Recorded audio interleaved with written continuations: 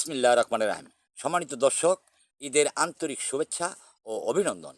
তো বন্ধুরা, আপনাদেরকে জানায় মাননীয় প্রধানমন্ত্রী জনাব তারেক জিয়া সহ বুদ্ধিজীবী, সুশীল সমাজ, বিচারপতি, আইনজীবী এবং সাংবাদিক ভাই বোনদেরকে সচেতন করছি এবং করণীয় বার্তা দিচ্ছি।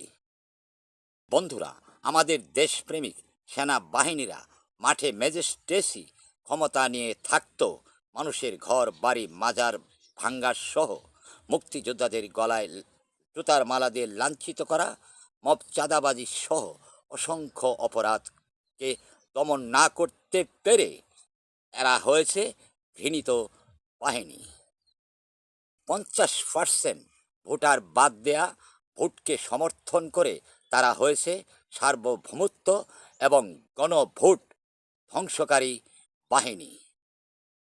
বন্ধুরা, আমি এই বিশ্বের সৃষ্টিকর্তা বিশ্বনবী ঘোষিত মহাসচিব, তাই আমি এই সেনাবাহিনীদের আংশিক বিচার করে দিচ্ছি। এখন থেকে শান্তি মিশনের 90% টাকা রাষ্ট্রীয় কোষাগারে জমা হবে এবং সেই টাকা পথশিশু ফাউন্ডেশন তৈরি করে সরকারিভাবে এই শিশুদের মাধ্যমে খরচ করতে হবে। একটা সামাজিক কাজ হবে। বন্ধুরা, বিশ্বনবী হলো বিশ্বের সেরা সেলিব্রিটি, আর আমি হলাম দ্বিতীয় সেলিব্রিটি সারা বিশ্বের সকল জাতি গোষ্ঠী মানুষের জন্য। ধন্যবাদ সৃষ্টিকর্তা সর্বশক্তিমান।